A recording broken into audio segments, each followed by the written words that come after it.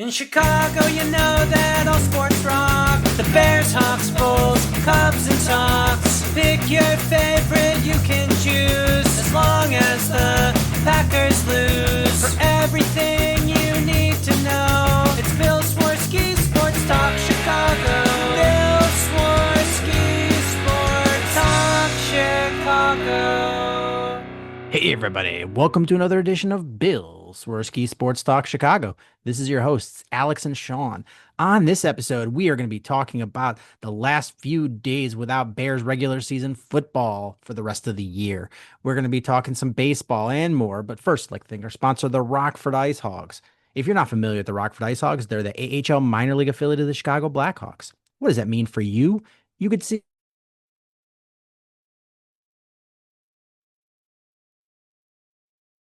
shirt, jersey, tickets, and more. Tell them Swerski Sports sent you. Alex, my friend, how are you doing on this fine holiday weekend? I'm good, as you could hear me and the cicadas in the background. It is peak cicada season when it's not some big migration. So, apologies for the rest of this podcast. You're going to be hearing a lot of those cicadas. But yeah, weather was great this weekend. I saw many friends this weekend. Shout out to them. I'm doing really, really good, except for one thing. Can I admit something to you? Absolutely. I admit it to you and I admit it to our listeners and some of you who I am close friends with who might be listening might have already seen some of these texts, but I crashed out on Thursday. Absolutely crashed out. Any idea why that would be? No. I'm trying to Well, think what happened on Thursday. yeah. Thursday around 4:30 maybe, 4:30. Goldfish memory. Hmm. It has to do with one of our rivals getting a generational player. Oh my God. I already blocked that out of my brain. Yeah. I found out because a good friend of mine is a Cowboys fan. Um, and he uh he just texted me, fuck, fuckity, fuck, fuck, fuck. And I was like, huh, I wonder what this is. And so I knew it must have been something Cowboys related. So I just type in Cowboys into Google News search. And then I repeated the same thing. Yeah, so I'd heard the rumors, as many people had, and it looked like there was a bit of hope for Bears fans when it sounded like there was some false information going on, but it turns out it wasn't false information. Um, this is big and not good for the Bears. The Packers getting Micah Parsons, I think, is a huge, huge impact potentially. Yeah, he's arguably the best defensive player in football. And they're going to have him for several years, and he's in his prime. I think this can make the Packers a legit Super Bowl contender. Now, again, I don't know what the ceiling for Jordan Love quite is. I'm still not convinced he's Aaron Rodgers or Brett Favre level, but I do think he's shown enough where you could say, you know what, you can win with him. And if you have just a wrecker of a defense, it's going to make a difference. It is going to make a big difference. And not only does he go to Green Bay, but we also play in a division now with Micah Parsons, in addition to Aiden Hutchinson, who I know is coming back, but you still got to respect his talent and assume he's going to be a force when he comes back.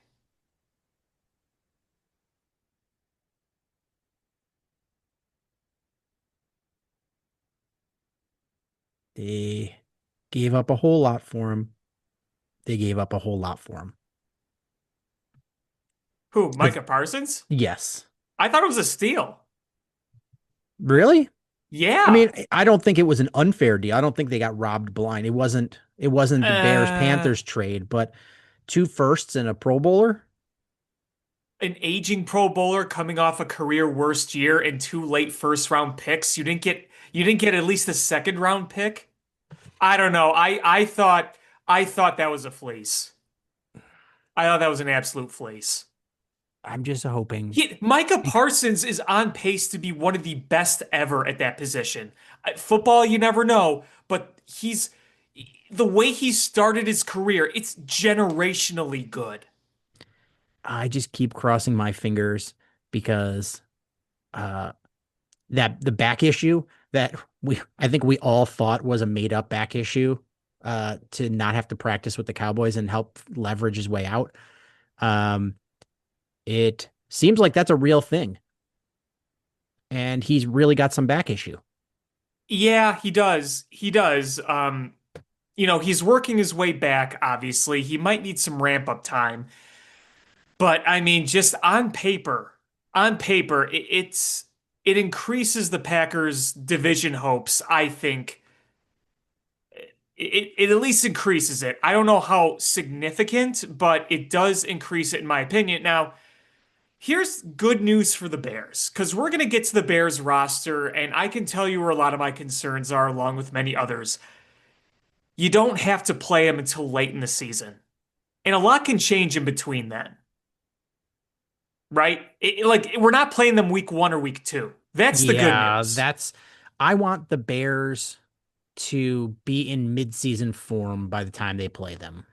Which, it's what, like the later third of the season. They play the two games pretty close together, but it's not going to be for a while.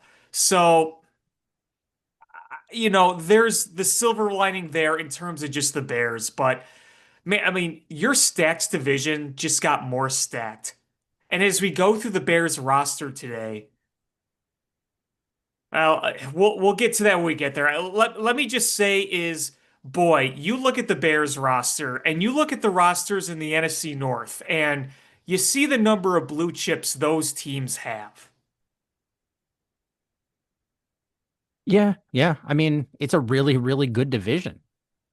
The best, wouldn't you say? I mean, on September 1st, yes, I would say hands Yes. down, but you never know how this plays out. No, you're right. You're The right. Lions could fall flat on their face, not having Ben Johnson. Um, Micah Parsons could that back injury could be something serious. Caleb Williams could go down. Like who knows? Anything could AJ happen. or JJ McCarthy could be bad. You're right. You're right. Yeah. So anything could happen, but on paper, September 1st, before the season starts, it's shaping up like this is going to be the best team in in our best division in the NFL. Yeah. Yeah, it is. It now there's been some debate over Ryan Poles, and I've got gripes with Ryan Poles. I'm not really sure where I could honestly put the Micah Parsons thing on him. Like people said, well, look at what Green Bay got for Micah Parsons. Why didn't the Bears do that? It might be a little more complicated than that. I don't know if the Bears were ever seriously considering it or if they weren't willing to give the extension to Micah Parsons that Green Bay did because Micah Parsons is going to be eating up a lot of cap for Green Bay. There's no doubt about that. Him and Jordan Love are going to be eating up a lot of the cap. I don't know if Ryan Poles wanted to do that. So I got gripes with Ryan Poles. You're going to hear some of my gripes with Ryan Poles. Am I going to put Micah Parsons on him? Not so sure. I mean, the Micah Parsons contract, the first couple years is actually really team friendly. Um, like really team friendly. So like next year, he's making $19 million. Which now is nothing. Yes. 2027, he'll be making 26 million. Now that's a big jump. But then 2028, $64 million. And that's all guaranteed. That's his cap amount. Okay. No, that's roster bonuses but that's his cap number for 2028. 64 and a quarter million dollars. Gotcha. 2029, it is 68 and a quarter million. So Gotcha. it's a significant jump. I mean, they are doing the kick the can down the road because 2028 Just two players. Micah Parsons will be making $64.288 million, and he is well in second place in the cap numbers for that year.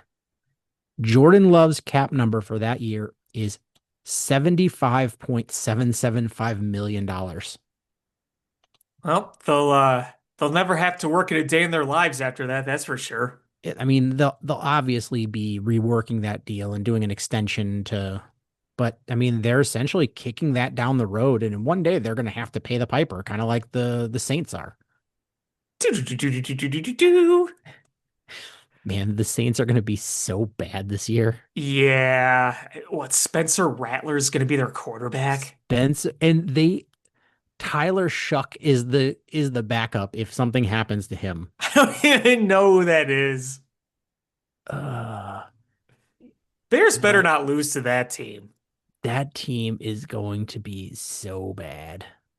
Yeah, so they're my guess is they're going to be the worst team in football. Uh, Worst team in the AFC. Who do you think that's going to be? Uh, Because I have one possible prediction.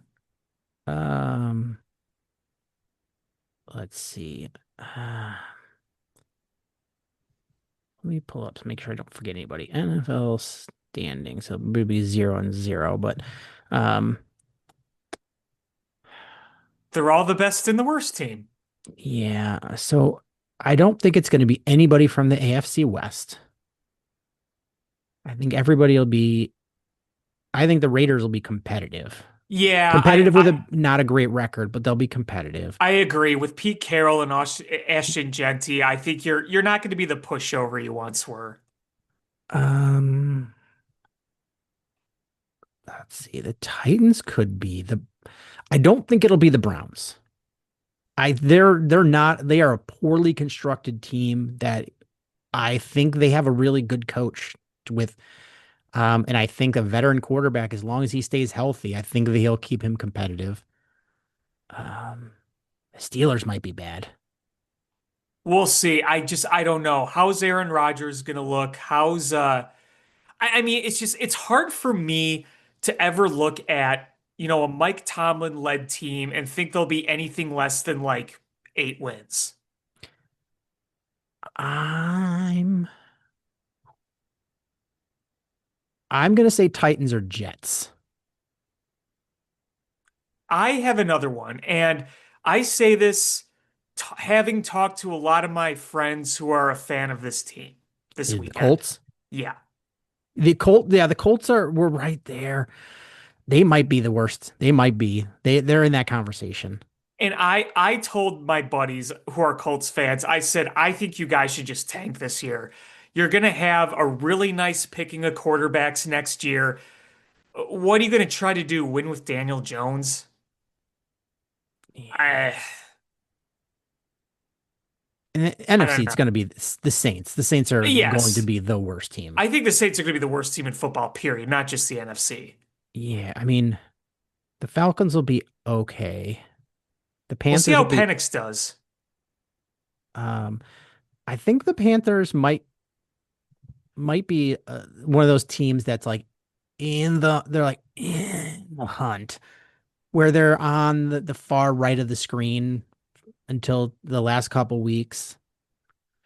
I don't Um, think the Panthers are going to be great, but I do think they have the potential to surprise some people this year. yeah, and that's what I'm saying is like they're gonna be one of those teams that's not gonna make the playoffs, but they're gonna be on that graphic for a while. Yeah, Buccaneers are gonna win that division. I have no idea what's gonna happen in the NFC North. That is a it, toss up. it is a toss-up. It really, really is. I mean, Uh, the Packers, they still don't have a number one wide receiver.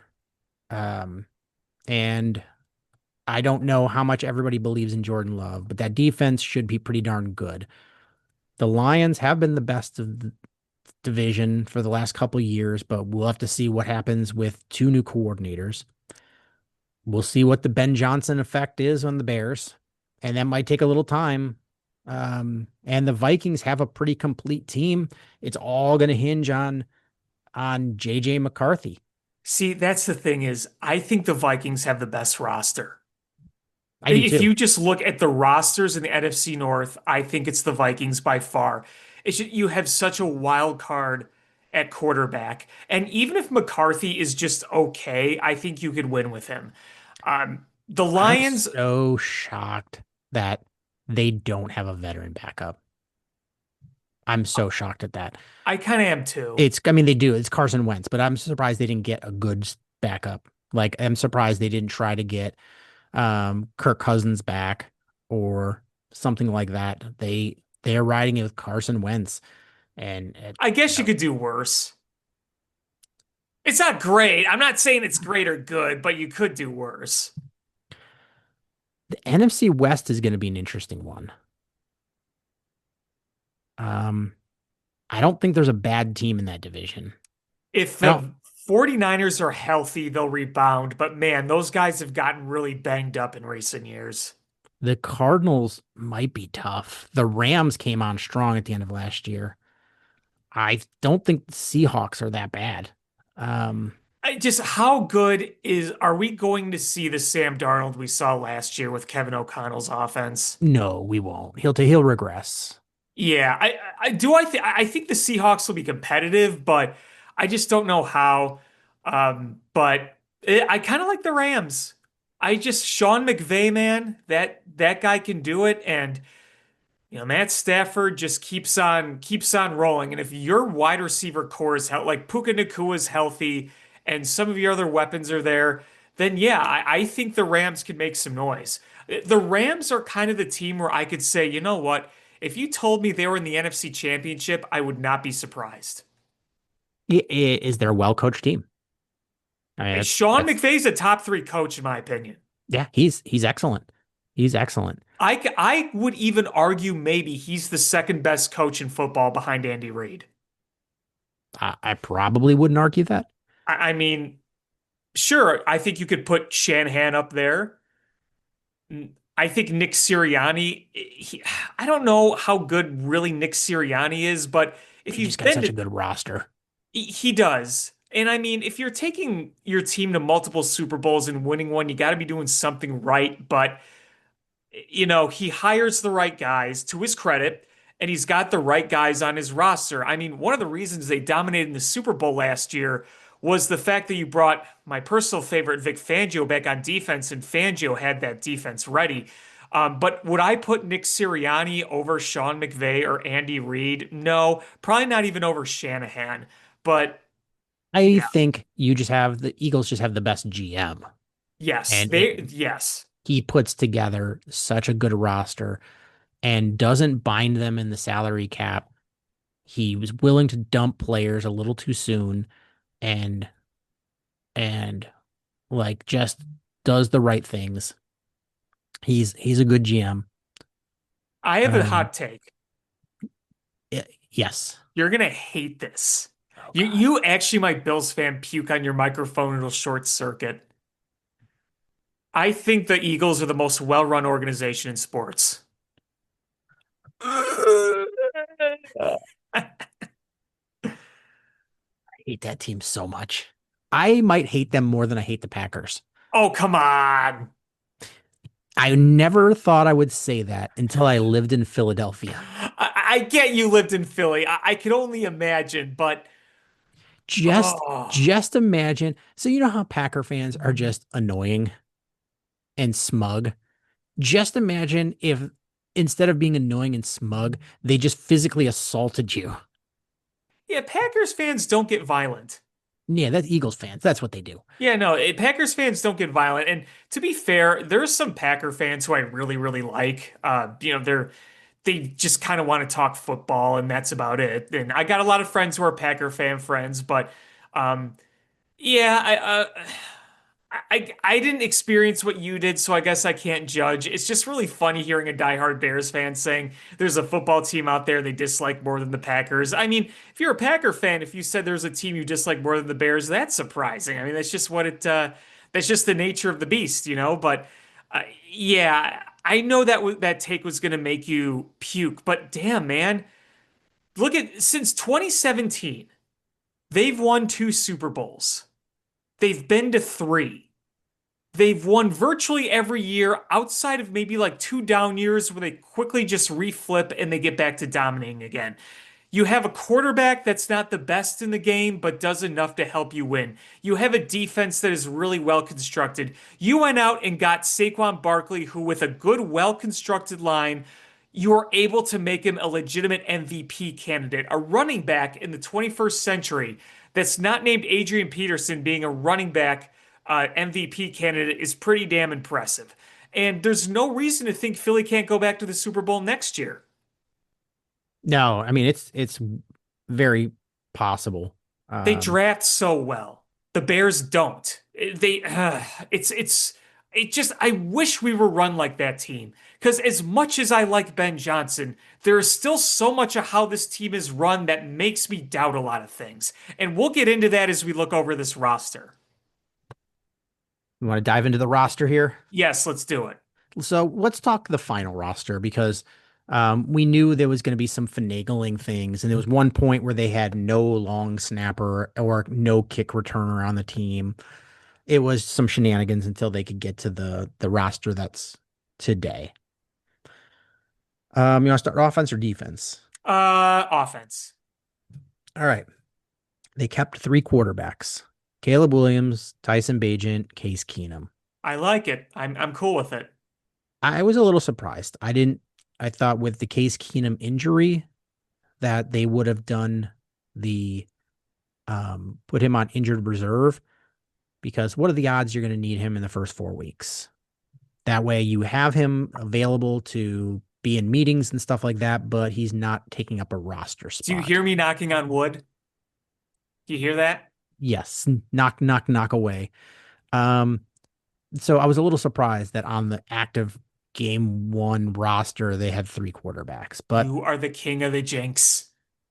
Remember that. I'm just saying is as far as roster construction, like, uh, I get with cornerbacks, they kept an extra cornerback because they got some dinged up, and offensive line, they kept an extra guy. Okay, I get it. Um, you know, is but it is what it is. They kept three. I don't hate it, just not what I was expecting. Well, maybe that's how Ben Johnson wants to roll with it. Maybe when they signed Case Keenum in the offseason, maybe that was Ben Johnson's plan. I don't know. Running backs, they kept three: DeAndre Swift, Roshan Johnson, and Kyle Manungai. This was a big shock. No Is Travis Homer. that one I I was thinking it was going to be Ian Wheeler or Britton Brown. Yeah, Like, no, I'm with you. I'm not surprised about Travis Homer. I'm just uh, saying. it's this is the shocking, not necessarily that there's only three running backs, but two of them were not well enough to play in the final preseason game. So you had one healthy running back that's on currently on your roster for the final preseason game like a week ago. We're a week away from the season. I guess, if you're really confident, but man, like that's, I mean, I know you have Britton Brown on the practice squad that you can bring up. Uh, but that was a little bit of a shocker to me. Um, Wide receivers, six. That was not surprising. That's how many I thought. I know a lot of the Bears beat writers were saying they were only going to keep five, but I can't remember the last time the Bears didn't keep six wide receivers.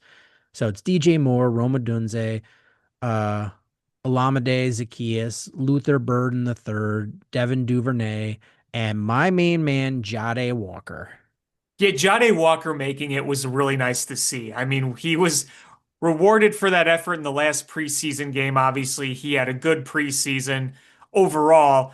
And I'm waiting for you to make a comment about Tanner Scott. Tyler Scott stinks.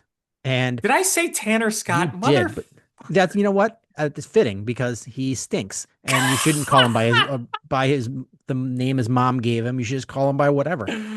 Oh my God. He plays like a Tanner. Old Danny Tanner Scott. Sorry to all the Tanners listening to this show. Jeez. You are probably good accountants, but you shouldn't be a starting wide receiver in the NFL. Yeah, no, not nothing surprising there with Yeah, that one. Tyler Scott stinks on ice, and it's not surprising that he didn't make this roster. And as we got further along, I was like, even if they kept 7 wide receivers, he might not have made this roster. There was no way. So the first 5, well, the first 4, Moore, Romadunze, Zacchaeus, and Burden, those are your 4 guys.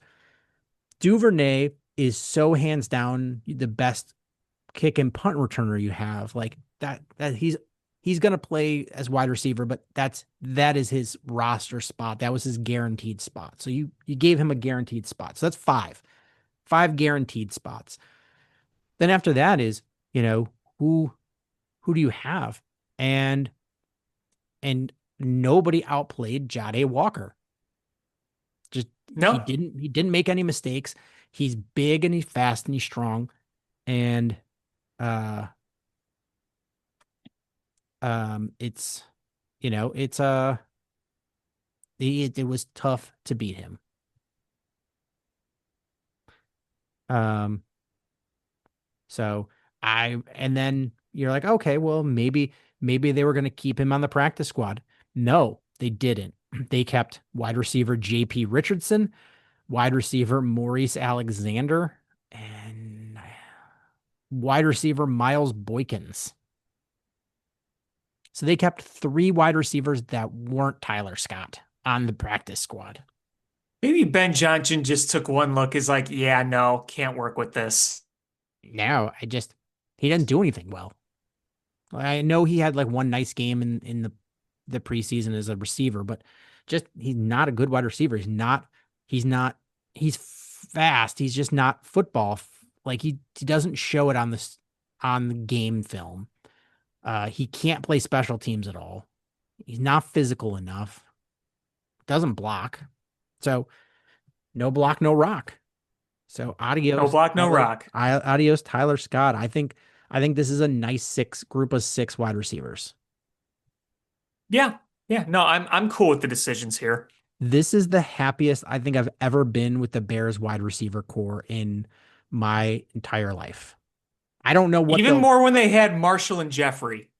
yes, Wow. because after that that sort of dropped down. I'm talking about like 1 through 6. Gotcha. This I don't feel like there's a weak link. Jade Walker would be, I guess, the weak link, but I think he's an ascending player. Um, and just because he made this roster, uh, you're gonna see, you're gonna see him keep working hard. Yeah, no, I'm glad he made the team. And I also want to ask this too. Does that mean you're dissing my man like Earl Bennett back in the day when he was our number 3 wide receiver? You didn't feel better then? Earl Bennett was okay. My name is Earl Bennett. Although, man, I think he had something really special in Johnny Knox. It really sucks what happened Just, to him. I think so too. He just got hurt. Um, uh, that happens. It was a bad injury. I remember So, watching it, getting bent in half backwards. Ugh. um, so that was just a shitty, um, situation. Yeah. But no, I am with you that does this team have, a Justin Jefferson? No. Does this team have an in prime Cooper Cup? No. But at least you can look at all 6 guys and have confidence in them doing the job they need to do.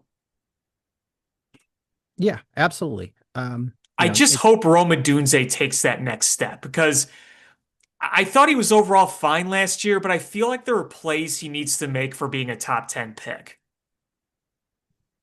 I so I think I think he's going to. I mean, did he have a bad year last year? we all go, he didn't show up, but didn't he have like 700 yards receiving? No, I mean, number wise, he's not bad. I just think there are certain plays that he hasn't made that a number nine overall pick should make. There are some contested catches, some contested balls, one on one that you want to see him get to. I would agree with that. I just want to see it in a regular season. So do I. Um, preseason is what it is. I don't really care. We'll see what that looks like. Uh, so I I'm hoping he takes that step up. And I've heard enough like sports people say that Roma Dunze is going to be the number one receiver in this offense, but you still might see DJ Moore have the most receptions and maybe the most yards because early on they're going to do a lot of short passes to get that offense going, and DJ Moore is going to be that short pass guy. And so you might see Loveland and DJ Moore get elevated numbers early on, but by the end of the season, you're going to see Roma Dunze with you know being the main dude. So Yeah, we'll see how that goes. And that the logic makes sense is early on when you're coming out there and you're probably going to try to establish your run and establish the short to medium passes to make sure you know how the left tackle position is going to hold up and how the offense is going to roll. Because if anything, we know Caleb Caleb is at his best when he's in rhythm. right. And that's probably most quarterbacks. Get him in rhythm, and Ben is going to, make sure he gets his quarterback in rhythm to keep that offense rolling. Because when they score early, they score often. And when they don't score early, they struggle. So, keep those chains moving, keep them in second, third, short, roll those chains. Let's see. Tight end. They kept three, not surprising. Cole Kmet, Colston Loveland, and Durham Smythe. As expected. As expected. You know, I know Steven Carlson was like a guy that they liked, and they kept him on the practice squad. Um, it's Durham Smythe is a better blocker. Uh, hmm so he if God forbid something happens to Komet or Loveland, Steven Carlson will come up and take their spot. Durham Smythe will be the same. He'll still be that blocking tight end. Um, they kept 10 offensive linemen. Braxton Jones, Joe Tooney, Drew Dahlman, Jonah Jackson, Darnell Wright, Ozzie Trapillo, Karana Magaji, Theo Benedette, Ryan Bates, and Luke Newman. Any surprises for you there? Surprises, no, but I think here's where a big issue comes in. Left tackle is a major question mark right now because I don't know how good or how effective Braxton Jones is going to be at this point. And Ozzie Trapillo, I liked him, the idea of him early in camp, but clearly that's not your number one solution right now. And this is Caleb's blind side. So this is kind of important. You're gonna maybe have to scheme some things up to help that blind side because I don't feel comfortable with Braxton Jones protecting Caleb's blind side out there right now. I will agree with you. Um, I mean, Braxton Jones has is your starting left tackle. Like it's hard to argue that he's going to be your guy. I just don't know if I have full confidence in him. And I don't know if that confidence comes like, if it's a situation where he's still not 100% or if he's just never advanced to where we want him to be. I don't know the answer. But it is scary, especially week one, where they're going to send a lot of exotic blitzes at him between Uh-huh. like I know Ben wants Caleb to be calling these blocking schemes, but I would feel so much better if Joe Tooney or Drew Dahlman was doing it. Yeah, me too. Me too. The only I'm not even going to call it a surprise. Uh, my only like 9 out of the 10 what I predicted. I didn't have Karan Amagaji.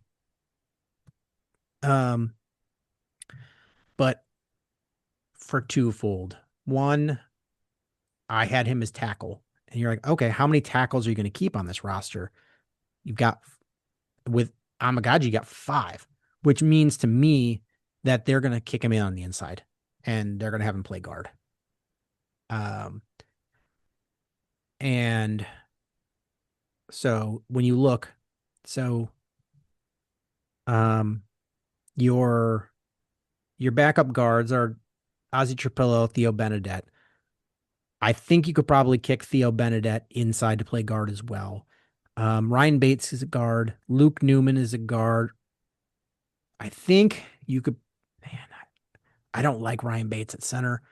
Um, and Luke Newman is a young guy. I don't want him playing center. I was surprised that they didn't keep another center, like a true center on this team. Um, but I have a feeling that if something happens to Dahlman, it's going to be Ryan Bates. Let's Luke Newman is going to be next man up and guard, and I think Luke Newman's going to be solid. I really do. I think in his third year, you're going to probably see him, uh, be starter on this team. Um, but uh, yeah, I don't love the depth. Yeah, I don't either. I really don't either. We'll see how it goes. But Braxton Jones does scare me. The rest of the line is pretty solid. Yeah, I don't feel as awful about the rest of the line, but again, it's his blind side. And not only is that his blind side, it's an area where you had serious questions last year. And the fact that it's just still so questionable right now is frustrating. It is. It just is. I also just hope that Joe Tooney is physically still in shape to be a Pro Bowl caliber lineman. Now, even if he's not in his prime, the good thing is he doesn't lose the IQ and the technique. He might lose the physical ability, but at least with Joe Tooney, you know he's going to be one of the smartest players on the field. You know that. Yes, I mean, he knows football. He's a very uh, smart guy. And he knows how to win. How many Super Bowl? Because he's won Super Bowls with the Chiefs and he won Super Bowls with Tom Brady. Mm-hmm. Like that is a bona fide winner and a future Hall of Famer. So that's whoever. I mean, if it is Braxton Jones, which it probably is, he doesn't have to worry about what's next to him. Next to him is solid. Yep. Maybe we can clone some Joe Tooneys. Joe Threenies. Joe Threes. Take him to Camino. Have him cloned. All right. So defense. They kept 4 edge rushers. Uh, Sweat, Odengbo, Daniel Hardy, and Dominique Robinson. Ugh. Uh, Austin Booker is on injured reserve, so we won't see him until like week 6 after their bye. Ugh. Yeah. Not Yeah. good. No, no, no. That's Not good. Maybe Odengbo surprises me. I don't know. I'm struggling there. yeah. I'm not happy about this. My hope is that when we read the next position group, that is so productive that it makes this edge rushing group look better than they are. And that's the defensive tackles. They kept five. Grady Jarrett, Javon Dexter, Big Bill, Shamar Turner, and Chris Williams.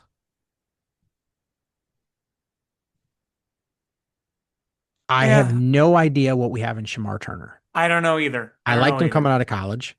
Chris Williams had an okay season last year. Hmm. Grady Jarrett, Javon Dexter are going to be dudes. Oh, I like Dexter. I really, really do. And Grady Jarrett is next to him is going to be a beast.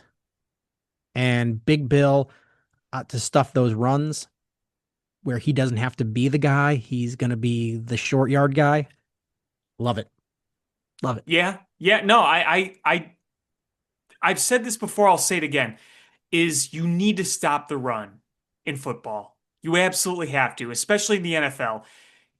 If you had one other great pass rusher on the other end of Montez Sweat, I think we can look at things really, really differently because do I feel solid about their secondary that we'll get to in a minute? Yes. Do I feel decent that a healthy team could stop a run?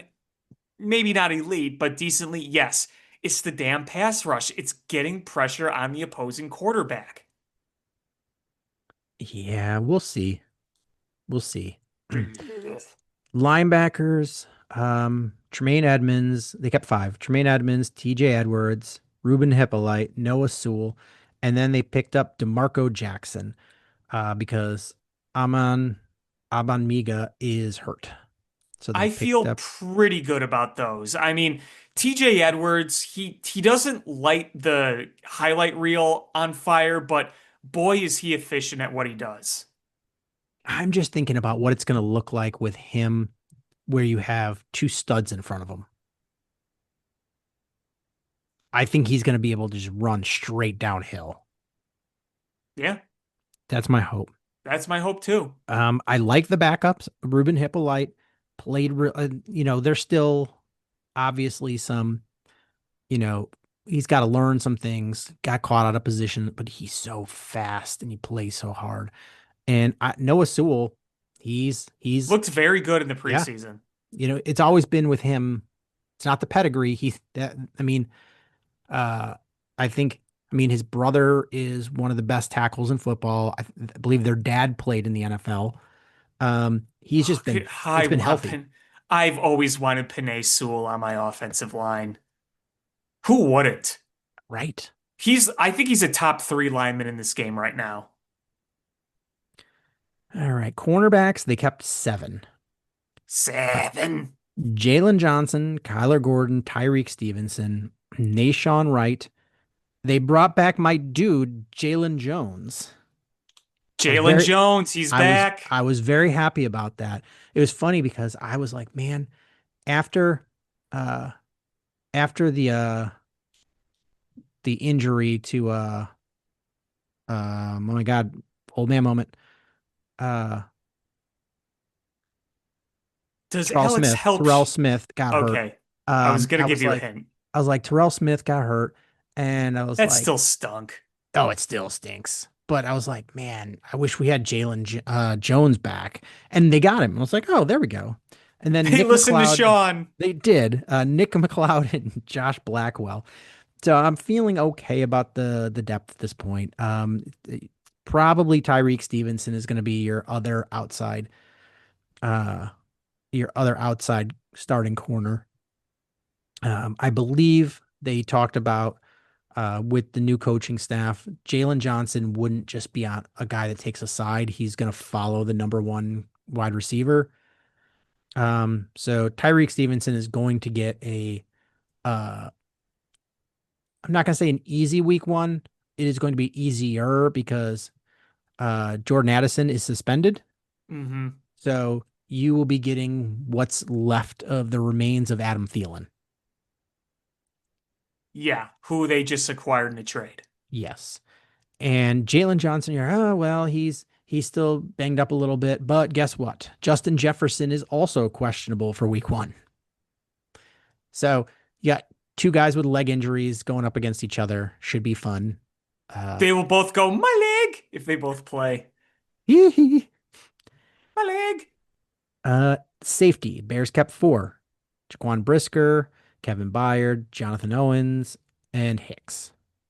Uh, that's pretty much what we expected. I like Kevin Byard. I do too. I hope he stays healthy. Me too. I hope Brisker stays healthy. Oh, well, yeah, that goes without saying. And then the special teamers, not surprising, Santos, Taylor, and Daly. Hmm. So I don't love the depth. I don't hate it. It's not like, oh, this is abysmal, but I mean it's a step forward. It's just I I think we need to be two steps forward at this point. There are three big things, and they're very, very important. We talked about left tackle. We talked about pass rush. Hmm. And your running backs scare nobody. I'm not saying Ben Johnson can't scheme and maybe you're an improved line can help block and make it effective, but again, look at the NFC North. Everybody else has an absolute bruiser. Detroit has Gibbs. Minnesota has Aaron Jones. Dobbs up in Green Bay or whoever that is, really damn good last year. And they got a great line to help that. I just I we've had this conversation a million times. I don't dislike DeAndre Swift, but if DeAndre Swift is your number one guy, are you really afraid of that? I mean, compare having to face DeAndre Swift to facing Saquon Barkley or Derrick Henry or even a Gibbs or an Aaron Jones. Eh, it sucks the way the draft ended up last year because I thought there was a chance to really draft a dude. And hey, maybe Kyle Monangai surprises us from stupid Rutgers, but that's a seventh round pick, and he's looked Josh impressive, Josh but Jacobs in Green Bay, that offense lives and breathes by what he does. Josh And Jacobs, thank you, not Dobbs. Josh uh, Jacobs. so I mean, when they had Aaron Jones, that was the same thing. Is they lived and breathed by him, and towards the end, I'm not saying it was his fault. It was, but he got a little bit older. Josh Jacobs was a step up, and they paid for it. Um, but they live and breathe by him. And if the Bears want to beat the Packers consistently, they've got to be able to shut him down. And uh, healthy Billings helps with that. Grady Jarrett helps with that. Jerron Dexter helps with that.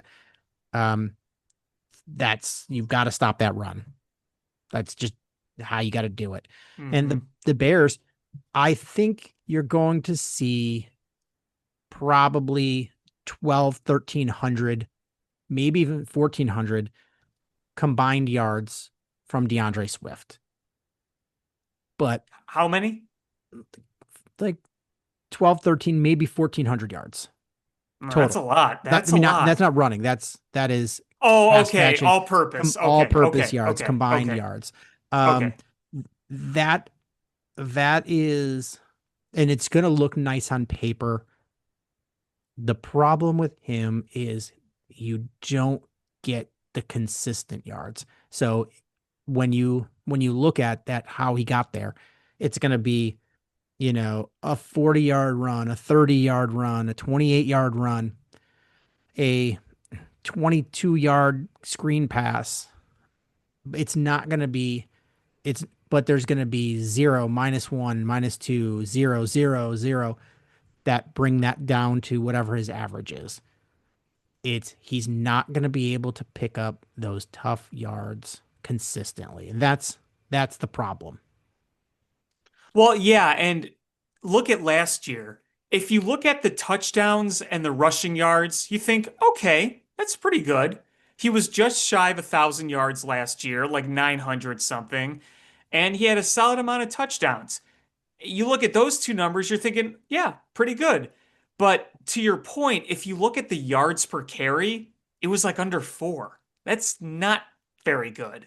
Yeah. Um, so I wonder how the distribution of carries is going to go. I mean, the assumption is there's probably going to be around 24 to 26 carries a game. my guess. Um, and DeAndre Swift, 15 of those. Sure. It sounds about right. If we're Um, just guesstimating here. yeah. So, and it's going to be how they look at it situationally. And, the thing is, the good and bad is Ben Johnson hasn't showed us anything yet. I mean, he's running his bland offense. Uh, when Amon-Ra St. Brown was talking about it, he's like, "Yeah, I recognize that offense. We ran that same preseason offense. Like, he knows that's the preseason offense. Yeah, We're gonna, man, this is my vanilla paste offense.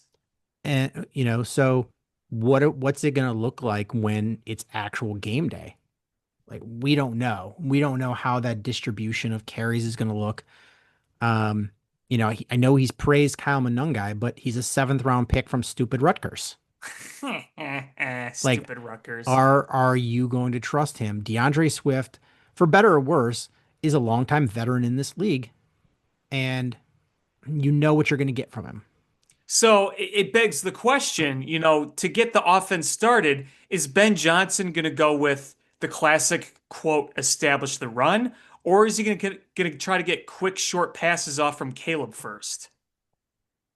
That's Oh that's what man, I want to know. I mean, remember in the first preseason game that Caleb played, it was quick passes, Caleb Williams, quick dropbacks, and throws to his tight ends.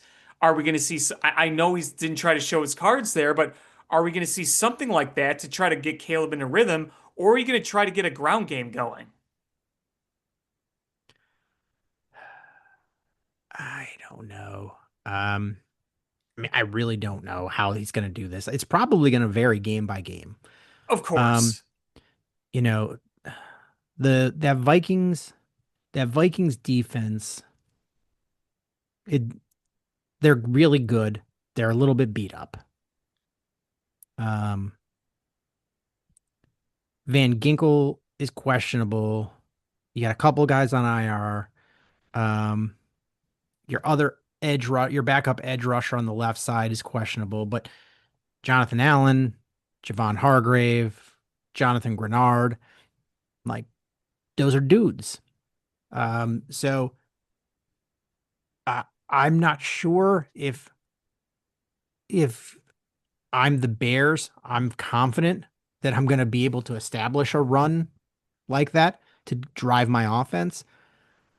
I'm probably going to give them a heavy dose of Cole Kmet and Colston Loveland. Yeah, I could see it. I mean, Harrison Smith is questionable. So, like, uh so test their defensive backs and linebackers. Test them. Is make them cover Colston Loveland. I mean, if it was up to me, he'd have 200 yards receiving in that game. I would go to that well until that well was going dry. Hey. Uh, I, that's how I would handle it, because I don't know if I'm confident in this Bears running attack week one, um, with against this defensive line. I just don't know if I'm confident in that. It's one thing if this offensive line had played together last year and they were just kind of, playing as a unit, and, week one was no big deal because they played all together last season, and you had a bruiser running back, you had a Derrick Henry or an Ashton Genty or something, a Saquon Barkley. Okay, yeah, I would test that out, because if you can establish that run, then that is really going to make it hard for them to pin their ears back and pass rush against you. Um, I think you're probably going to see a healthy short passing game to Saquon Barkley, to DeAndre Swift. God, I wish we had Saquon Barkley. Jeez. Yeah, way to go, stupid Ryan Poles. You got the wrong guy. Um, Man, Ben Johnson would have been salivating if he had Saquon Barkley. If we had Saquon Barkley, I'd feel like we could win the Super Bowl, but we don't. I think you're going to see a lot of dump offs and screen passes to him to curb some of that pass rush. Yep. Yep, I agree. Um, and on offense, I mean, you're catching them at a good time. They've got a lot of injuries. Jordan Addison's suspended. Uh, JJ McCarthy still hasn't played an NFL start for a regular season game yet. Uh, Christian Darrisaw is questionable. Um, and It's Aaron Jones ramming it down your throat. That's what I think about. if you can stop them and force them on into third and longs, I want to see Kyler Gordon return one. Hey, that would be great. I want what I want is in this game multiple times where the defense has some big play and then they all run together and do that pose. You know, the one that we see the Eagles and the Packers do against the Bears, Hmm. where they get some big stop or they, interception or whatever, and they all run down and they all pose for the camera and some stupid pose that makes me vomit. I want the Bears to do that multiple times in this game. Give JJ McCarthy, get him seeing ghosts. Ooh. Make them have to go to Carson Wentz. Ladies and gentlemen, Sean Hotman is going to put himself in a big white sheet and run onto the field in front of JJ McCarthy. Uh, trivia here. Do you know who the Vikings' third string quarterback is? Well, they just traded one of their guys. Who is it? Max Brosmer. And you expect me to know him? I don't know him. Yeah, I have He no he played in idea who that college is. for Minnesota. Oh, look at that. Minnesota to Minnesota. He made the big move. Hey, maybe Luke Altmaier will one day play for the Bears as a third string quarterback. Goal line eye, by the way, they blew out Western Illinois at home in their Woo! opener. As expected, they were like 60-point favorites and they won 50 something to 3 or 7, whatever. You know what? I, as a fan of a team that gets those blowout games, I love it. I love it.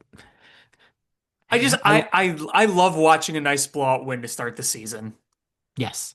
Yeah, get you know, that's how you get, into a rhythm is you play a nobody, you route them. You're like, okay, I feel much better about how things are going and how guys are looking and get them those first game jitters out, uh blowing out Appalachian State or Southeast Nobody Tell State. that to Michigan. Yeah, I watched that game. That game sucked so hard. Hated it. Yeah, yeah. I didn't want to open those wounds, but you brought those up. I did. I did. Were you at that game or did you just watch No, it? I just watched it on TV in horror, in absolute horror. You want I to talk about watched, Bills fan puke? I probably felt watching that game like Peyton Eli Manning felt watching Arch Manning play in his game on Oh Saturday. yeah. Oh, that was not good. Arch looked like dog shit tacos. That was rough. Because like his first throw of the game was like it looked like a spiked ball in the dirt that was like 10 yards off the target. That was rough. Yeah, our that's about the time that they pulled Arch aside and said, "Buddy, you were adopted." Well, I think somebody made it a meme from the Avengers when they're talking about Loki. He killed hundreds of people in 3 days. He's adopted. Uh, Yeah, that was rough. Did you watch I did get a chance to see this last night. Did you watch the Notre Dame Miami game? I didn't. Yeah, that was a good game. Yeah, I That was a good didn't. game. Uh, although I have to say, if you're a Notre Dame fan right now, disappointing defense and the offensive line at the end completely crumbled. But great win for Yeah. Miami. Oh yeah. I mean it's it wasn't a slouch team. Like they're both top 10 rated teams. Right. Right. Um so but I'm glad college football is back. I love college football. Honestly, if you take the Bears out of the equation, I would much prefer to watch college football than the NFL. Eh, And it's not a knock on the NFL. I just really love college football. I love the traditions. I love the band. I love, you know, like the stupid fight songs. Like they're terrible, but just the tradition and the pageantry of it. Um, and it's still the so much vibes are great in college football. I'll give you that. and it's so much of who's just the better athlete. Like in the NFL, it is not who's the better athlete. It is there's so many good athletes, Who's but more skilled? yeah, it is and who's smarter, who's coached better, who worked harder. In college football, it's just like, oh yeah, I'm just so much bigger and stronger than the other team that there's nothing they can do. It's like, have you ever seen the footage of Derrick Henry playing in high school football? I have. It like that doesn't change that much when you go to college. You're just like, oh, there's just this dude who just bowls everybody over, and there's nothing we can do about it. Yeah. Yeah. I personally, here's where I'm at is I think if you talk about vibes, you have some great things in college football. I feel like there's so many better games in the NFL that are close and down to the wire. I mean, there's some great college games, but how many of them end up being like 49-3? I just feel like that happens a lot. But Um, I mean, I just think back when I played high school football, the running back on my varsity team ended up getting a full ride to Northern Illinois. oh, cool. Um, so he played Division One football, but he wasn't a star Division One football. But I mean, he was so much bigger and faster and stronger than like any of the defensive linemen on my team. Like, I played offensive line, but I was a backup on the defensive line, and in some of the drills, like I just tried to tackle him, and really what it was, he'd run me over, and I would just hang on and pull him down with me. So he took us both down. Um, because I wasn't big enough or strong enough to meet him at the line of scrimmage and stop him. They just he just I just hung on and pulled him to the ground. Well, and what's amazing about that is you think about how good he was compared to like the people around you, and he didn't even make it to the NFL. Like think about how many few football players actually make it to the NFL. Yeah, I mean he didn't even end up starting for Northern Illinois. Like he was like a backup there, Yeah. and you're like I'm just trying to picture. Oh my God, there's like a motorcycle outside revving up. Um, I did play against a guy who ended up playing cornerback for the Dallas Cowboys, and it was funny because he ended up he was physically he was a lot smaller than me. I was an uh offensive lineman. He was a cornerback, and I I leveled that dude and put him in the mud. And and then that dude he went to Tennessee, and then he went played for the Cowboys, and then Parcells cut him because he had a DUI where it was a fatality. Parcells Oh just got no. rid of him. I think he went to jail. Um, I would think so, yes. but yeah, but he was a good football player, but it wasn't all like just physical ability. That guy ended up with, uh whereas I played against some guys that were just physically so much bigger, faster, and stronger than everybody else. Yeah. So yeah, I mean, we are 1 week away from the Bears' first game of the NFL season, and I I much prefer it against the team that's not the Packers. Yeah, like I said, it's good we're not playing him for a while. Both games in December. Yep. Um, so yeah, are you ready for this? As ready as I can be, I guess. We'll see. Any more football you want to talk, or should we go on to baseball? We could go on to baseball.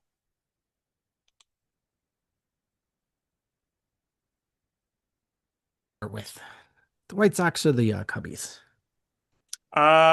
You choose. Let's go Cubbies. Okay. Um, this hasn't been the best week of baseball, I would say. Um, the uh the Giants look like the 27 Yankees.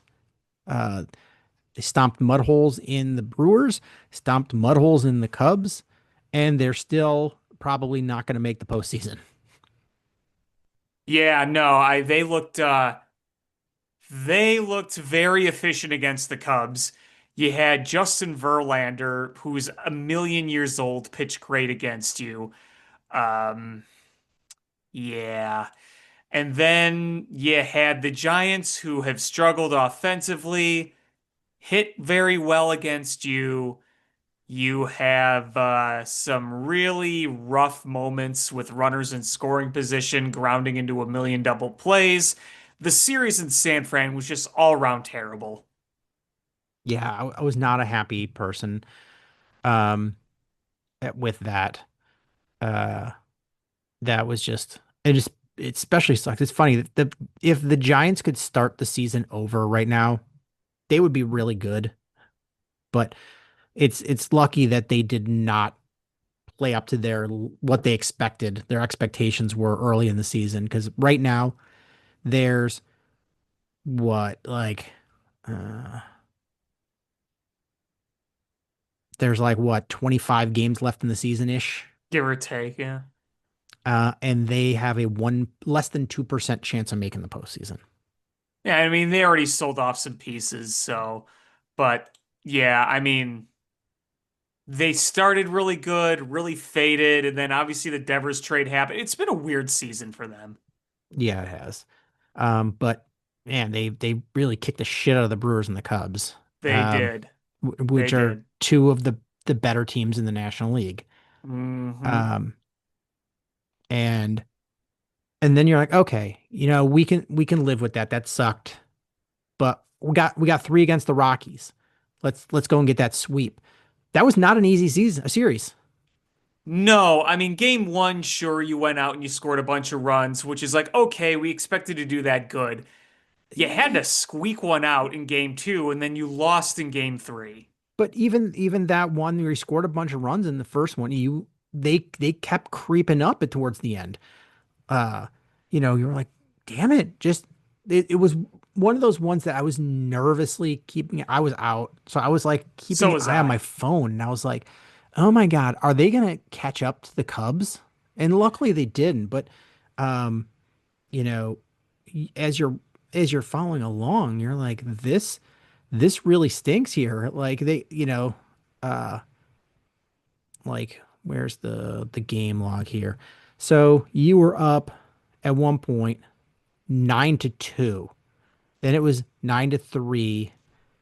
And then it was 11-3, 11-5, 11-7. You're like, oh geez. Those last, 6, 7, and 8, like they just kept the pressure up. It, Ben Brown stunk.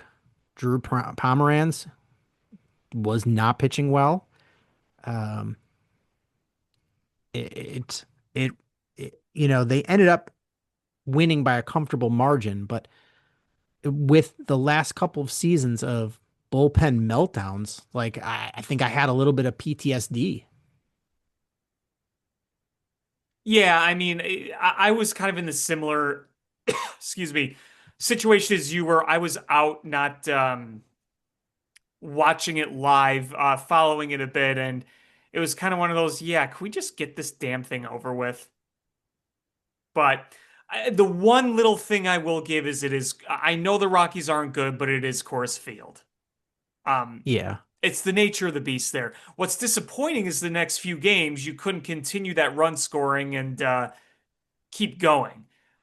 Again, I didn't Yeah. see Saturday's game when they won 4-3. I was out, but just everything I was following and seeing what was happening, like they left like what, 12 men on base, something like that? There was a lot of runners left in scoring position. It that stunk. Uh, um, but And I think Assad pitched pretty well. Um, For I as mean, good, for I mean, in that ballpark, I thought he did fine. in that ballpark, coming in off the injury, like, okay, that's what we needed. And then the third game where they lost, you're just like, damn it. You're like, we had Matthew Boyd. You're like, we should have won that game. Hmm. And nope. He's been not that great the last few outings. No, he wasn't good in San Francisco. I do think in the game against the Rockies, there were a few hits where like he gave up like a 60-mile-an-hour bloop double and then like a 70-mile-an-hour seeing eye single and then another bloop RBI single. I think he got BABIP'd a little bit in that game. But yeah, I do think he's looking a little on the gassed side right now. Yeah. Um, so uh and then today didn't start off great. No, today you really needed that comeback. Did you know the Cubs had not won a game in which they had trailed by more than one run since July 2nd? Ooh, It's a long time. And I'm not saying like, oh, it's been, 2+ months since they came back from like being down four or whatever. Like more than a run, multiple that's runs, period. that's really sad. It is sad. Um, but uh but we have Jamison Tyone injured again. Uh, which, you know, I think I think the safety net we were supposed to have in the trade deadline was we got Michael Soroka. And what do we got? 3 innings out of him? And he got hurt. And I think I don't even know where he is in his rehab.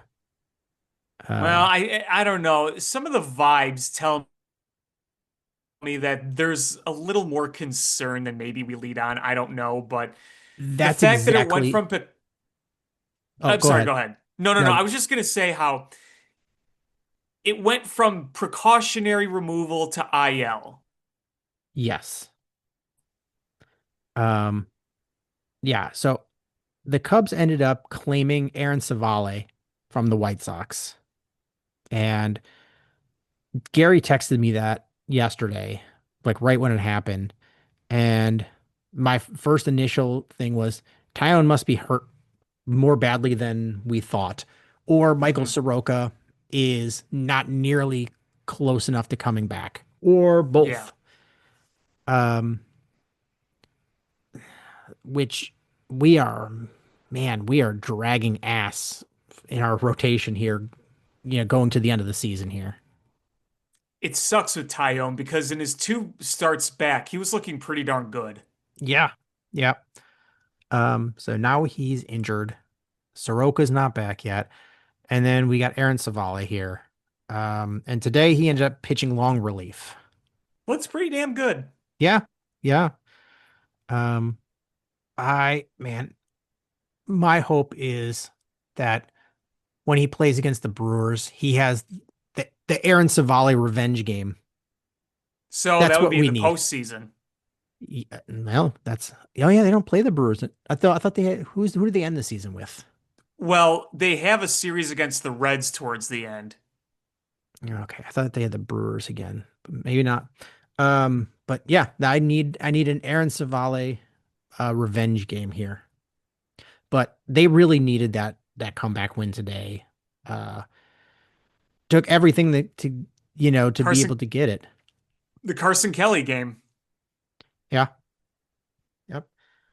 3 ribbies for Carson Kelly. Um, but we also uh we also made another move too. Um, Was it a smooth one?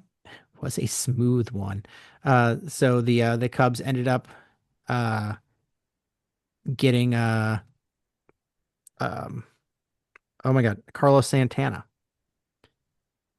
And uh so that was I don't know what they're gonna get from him. They got nothing today. In a pinch hit role, but Yeah, it was a rough AB. um and I mean he was released, so I don't know what they're gonna get from him. He's And still a really good defender at first. but you got nothing from first base today between Turner and Santana and Bush. No, no, you Nothing. didn't. Um, yeah. And PCA still struggling. Yeah, he looks rough, man. It was nice to see him lay down that bunt for a hit. But otherwise, yeah, it's a lot of ground balls, a lot of swings and misses, bad at bats.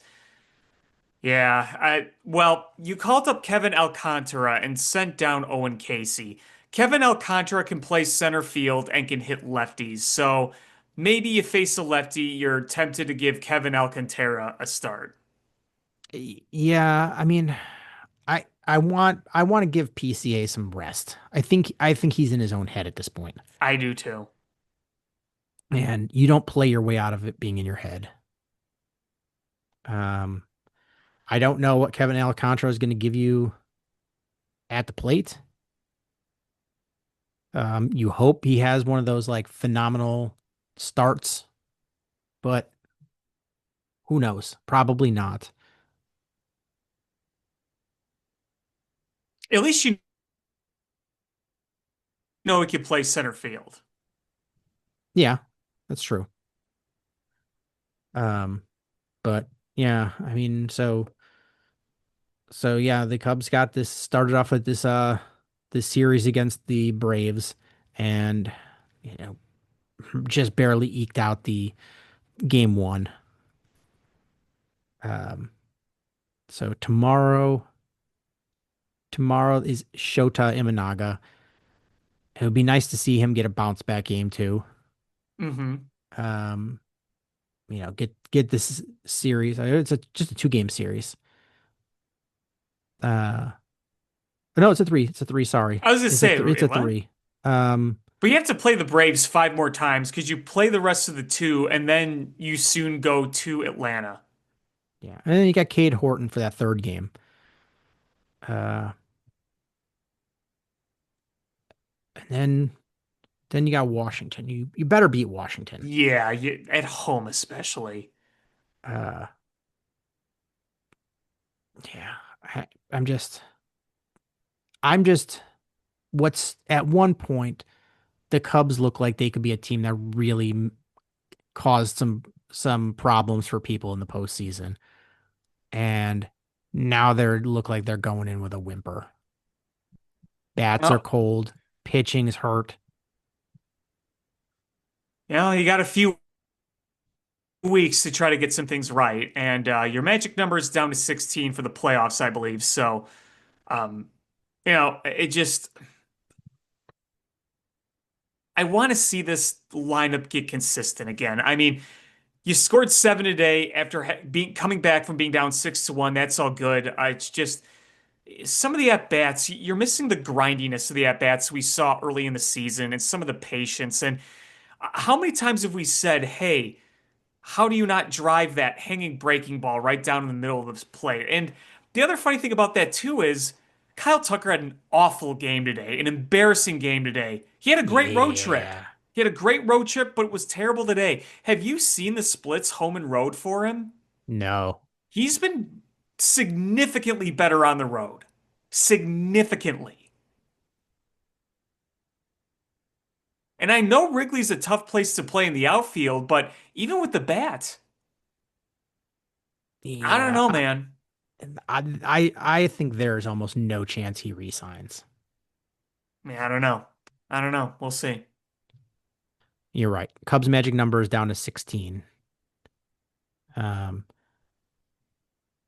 and so I mean, they have their destiny in their hands. I mean, they don't need to, they're so far ahead in the wild card. That's, you know, they don't even have to play that great to make it in, but you need to be able to go in hot. Always say that it's the hot hand is going to be the one that wins it. Well, ideally, you want to be opening up on the at home. That's the big thing. Yes. And I mean, and right now they're they're several games into that. They're the, number one wild card by like what, 3 games, 2.5 games? I'd have to look. Um, yeah. And what's crazy is like there's almost no chance of them catching the Brewers for the division, but they would Gonna be be win hard, they yeah. would be winning the West right now, and they would be 1 game behind the Phillies in the East. So it's Well, not they're that far out of that. It's the yeah, Brewers are just so good. right. What's frustrating is on this meh road trip, you could have gained a few more games on the Brewers. Like if you were Hmm. 3.5 back right now, you're feeling better about your chances. You know what's crazy? Outside of their own division, every other division they'd either be winning or 1 game or less out of it. Yeah, They'd be a half game out of the AL Central. They'd be leading the AL East. They'd be leading the AL West. They'd be leading the NL East, or sorry, 1 game out of NL East, leading the NL West, and they are 5.5 games out of first for their division. cruel. Stupid Brewers. It's frustrating. But Yeah. again, you didn't take advantage of some of the losses they've been having recently. Yeah, I mean that's the thing is they took advantage when you were struggling, and they just came back and pounced on you unmercilessly. You didn't do the same with them. You've got to. Um, you know, right now, like I know the Braves are not the team that their record shows, but the record is what the record is. Y- The Braves are under 500, Nationals under 500, Rays under 500, Pirates under 500. Like it's not until September 18th you play a team that is uh above 500, Is that the Mets? the Reds. The Reds. Yeah, but then you got the Mets right after them. Yeah. Um so yeah, you've got 6 games left in the rest of the season. Wait on to see. Sorry. We got a couple games. No, no. You got like 6 games left in the regular season that uh that are against teams above 500. So, you should be able to catch up on and win this wild card easily. Should. That's the key.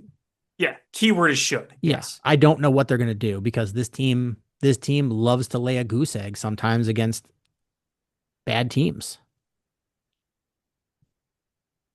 Yeah, we'll see. Um so yeah, the White Sox. Can we talk about Colson Montgomery? Yeah, keeps hitting bombs. Keeps hitting That bombs. The swing is quick.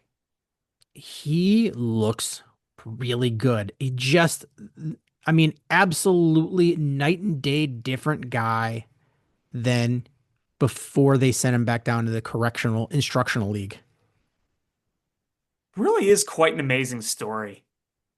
Like I don't know what it is that uh that happened down there or what they saw that made them go, you know what? Let's do this crazy thing where we send him down to the instructional league. Like what happened there? What was the lead up? What did they see that um you know like made them do that and thought that that would be effective? Like that just like I think everybody had written off uh Colson Montgomery as part of the future of this team. And now it's Sure. looking like he's the guy that you're going to He's a key build this. piece. He is like the key piece. Yeah.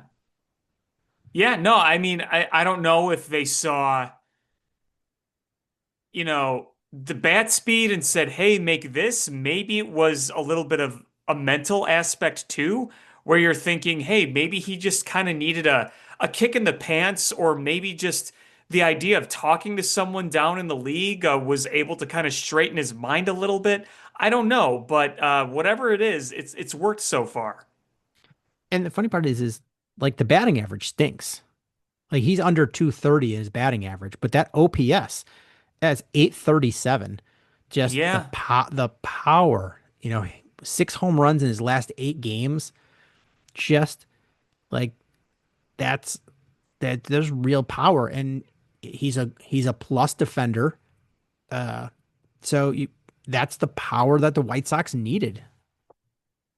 It's real, it really is. And now, welcome to modern baseball. yeah, and we talked, uh, before they brought up Corey Lee again. You're like, okay, hopefully now that means that the White Sox will play Kyle Teel and Caro together, and we're seeing that. And so Hmm.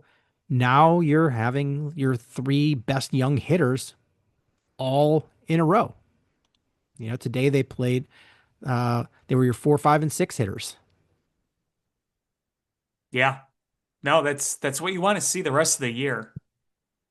Absolutely, yeah. That's what you want to see is though everybody getting those at bats. Um, like that. Uh, that's the future of your organization is you know some combination of those three guys. So give them the at bats. Give them all the at bats. Yeah. Um. So I mean that's really what you're doing. Like nothing else matters right now other than playing for the future. Uh. You're like you are mathematically eliminated from the postseason. But you got 50 wins. You're at 50 wins right now. That's what, nine better already than last year? Yeah, I mean you're significant. I mean, it's hard to be worse than last year. Yes, it is. But You you wanted are improvement, you're seeing improvement. yes, you are seeing improvement. Um, so that's super important. So you're at a 362 win percentage.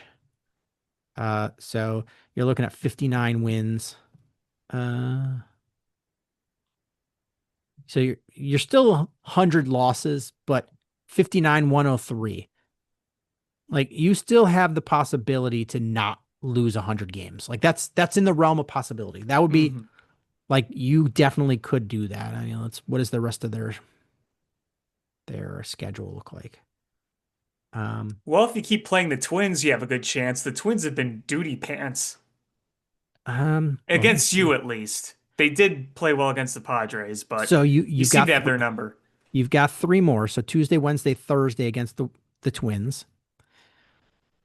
Then you got 3 against the Tigers.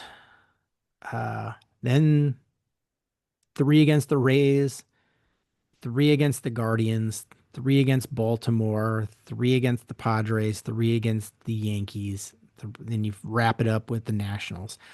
Is not the easiest of schedules to do anything with. You never know. No, no, you never know. I mean, let's see. Their record is so you need 12 wins out of there. 2, 5.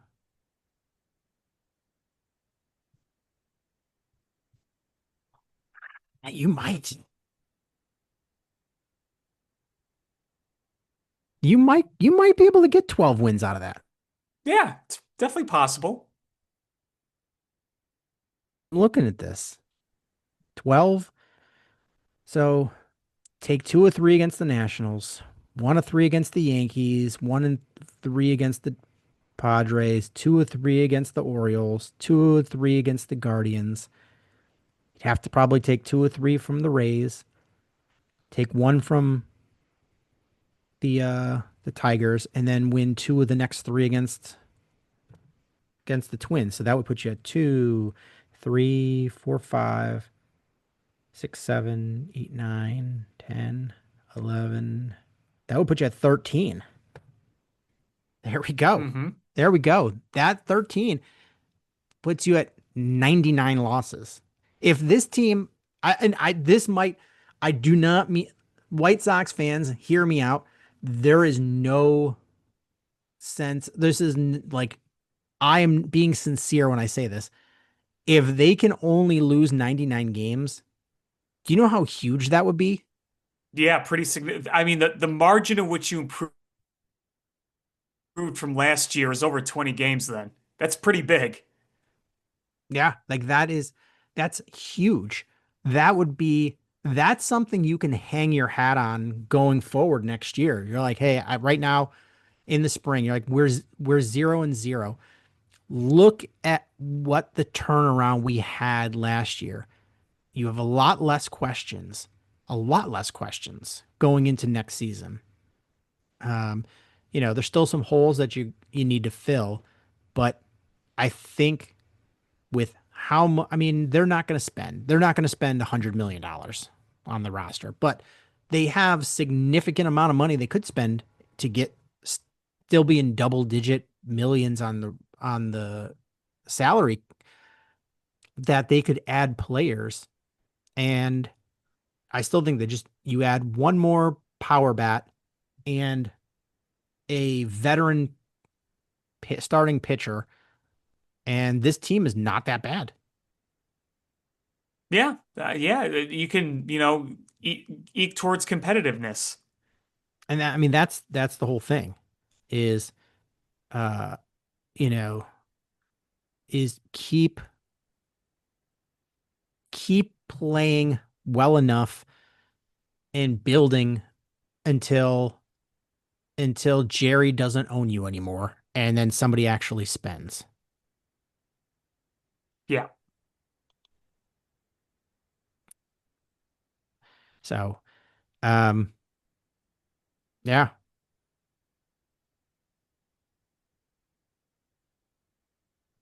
I don't know what else to say.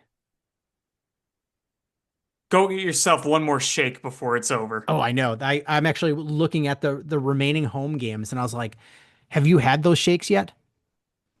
I have not, but I've wanted to try one. They look So good. I don't like chocolate, so I wouldn't have gotten the s'mores one, but they have the birthday cake one. That looks good. I love birthday cake and birthday cake stuff. So yeah, that looks pretty solid. Oh I my just God. feel like if I eat it, I will love it, but then I won't love it, the after effects. No, it was so delicious, and then I I regretted it later, but it was so good going down. Like it's like a $20 milkshake, but it was worth it. Down, down, down it goes. Now trying to make sure up, up, up it doesn't come. Yeah. So, uh, I I was like, yeah, I'm here for it. And I don't think it's going to be a hard sell to get my family to go again because they also enjoyed the uh the $20 milkshakes. Yeah, food there is great and the tickets aren't that expensive, so why not go? Yeah, that's what I'm saying is there it was inexpensive. Um so I'm here for it. Here for it. All right. Well, is there anything else you wanted to talk about? Nope, I've said my piece. All right. Well, I think that's going to do it for this episode of Bill Swerski Sports Talk Chicago. I want to thank everybody so much for listening. Please hit subscribe however you listen to podcasts, whether it's iTunes, Stitcher, YouTube, Google Play, Spotify, etc. Share this podcast with your friends, how we grow the show. Follow us on social media at Swerski Sports, Facebook.com/Swerski Sports, SwerskiSports.com, or Swerski_Sports_podcast on Instagram, or ShyFanPat2 for Alex on Twitter /X, or AlexanderJPatCreative.com for all the cool stuff that Alex does. And again, thank you guys so much for listening. And until next time, bear down. Cubs win! What a lucky break! The good Lord wants the Cubs to win! We thank Ditka and God for all they have provided. Cubs win! Cubs win! Cubs win! Oh, I don't want her. You can have her. She's a Packer fan. She can't fit in my van. And she looks like number New Yorkers. Smoking crack is not legal on planes. Bears 31 to -7. The Bears! Oh, when the Bears go bearing down.